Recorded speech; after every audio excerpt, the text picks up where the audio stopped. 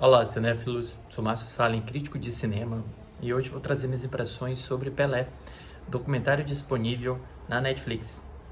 Para começo de conversa, eu já fiquei muito emocionado no meu reencontro com o Edson Arantes do Nascimento, logo no início do documentário, ao vê-lo caminhando com dificuldade com o auxílio de um andador, em decorrência de 2 cirurgias que fez no quadril. E vê-lo nessa idade, já na idade avançada, com dificuldade de mobilidade, e recordar dessa pessoa que trouxe tantos títulos e tantas glórias para o futebol brasileiro e que também levou o nome do Brasil para muito longe, para bem além dos nossos domínios aqui na América do Sul, de certa maneira é bastante triste, bastante melancólico. É triste perceber o avançar dos anos, o preço que a idade proporciona em cada um de nós, assim como também existe uma recompensa emocional em relação a isso para quem assiste ao filme, ao encontrar o Pelé chorando, recordando de alguns momentos, chorando, recordando dos títulos que conquistou, das dificuldades que enfrentou. Então a ideia de humanizá-lo pela velhice, humanizá-lo pela dificuldade de locomoção, que pode ser visto numa outra cena em que ele é empurrado em uma cadeira de rodas ao se reencontrar com alguns dos sobreviventes do elenco do Santos da década de 60. É, de certa maneira, um ponto alto nesse documentário, um ponto que machuca um pouco o coração e nos faz recordar daquele homem que, dentro do documentário, é abordado no intervalo de 1958 a 1970, ou seja, 12 anos basicamente, que são os 12 anos que levaram o Brasil, pós-derrota em 1950 para o Uruguai no Maracanã, até conquistar 3 títulos mundiais. E o Pelé, a gente percebe a evolução do Pelé nas Copas do Mundo, de sua estreia em 1952, uma estreia que foi para todas as evidências algo sobrenatural em como ele ajudou a conferir o título ao Brasil, sua contusão em 62 e a sua volta por cima nos anos 70, depois da performance desastrosa em 66. Por outro lado, esses 12 anos, eles são bastante conhecidos já do público futeboleiro, sobretudo. Eu me incluía nesse grupo até pouco tempo. Eu era torcedor de São Paulo. Eu sou torcedor de São Paulo, mas eu não acompanho mais futebol com a mesma gana de antes. Então eu já conhecia bastante tudo isso que era revelado, que foi revelado dentro da narrativa.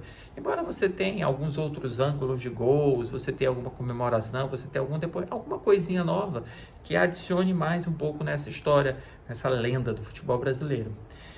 Por outro lado, o filme me parece que fortalece-se quando ele começa a analisar o efeito Pelé além das 4 linhas.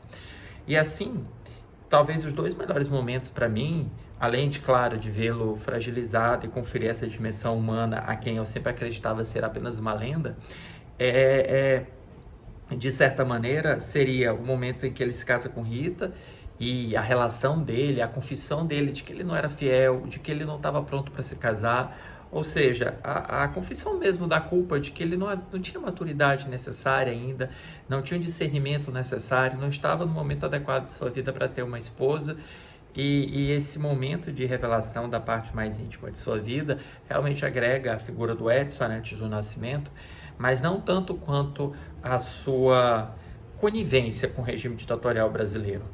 Em como e é engraçado como o filme funciona muito bem nesse aspecto, em como o filme estabelece que o mesmo futebol que trouxe tantas alegrias para o Brasil e que colocou o nome do Brasil no mundo lá fora, foi o mesmo futebol que foi utilizado para alienar boa parte da população que estava se levantando contra o golpe militar que aconteceu em 64 e estava tentando procurar forças para superar o regime de exceção, o regime violento do ato institucional número 5.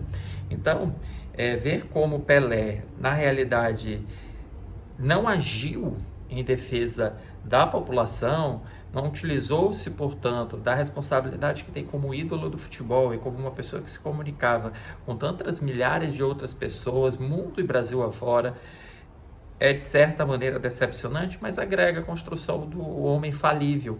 E é isso que nós buscamos em documentário. Nós não buscamos apenas as glórias, nós buscamos também os pontos frágeis, os pontos fracos, as vulnerabilidades, os defeitos. Nós queremos, na realidade, conhecer quem é aquela pessoa e nós queremos perceber como aquela pessoa pôde fazer a diferença em alguns momentos e fez a diferença nesses momentos, enquanto em outros não fez. Com alguns entrevistados que conferem ainda maior dimensão a esses eventos, nós temos colegas de time como o Zagallo, como a Marildo. Nós temos o elenco do Santos, que é apresentado por alguns deles, jornalistas renomados do esporte brasileiro, como Paulo César Vasconcelos, Juca Kfouri, inclusive, o Juca Kfouri, ele oferece uma palhinha de talvez um meia-culpa de terceiros, né? Ele meio que excusa o Pelé de não ter feito nada em relação à ditadura, porque diferentemente de Muhammad Ali, que nos Estados Unidos pôde se levantar, pôde ter voz contra a guerra do Vietnã, o Pelé aqui, se fizesse isso, ele poderia sofrer uma retaliação ainda pior. E ainda maior do que o Ali, que ficou 3 anos sem poder disputar lutas.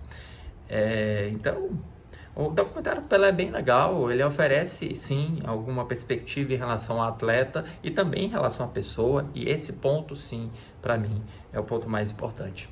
Eu daria 3 estrelas para o documentário.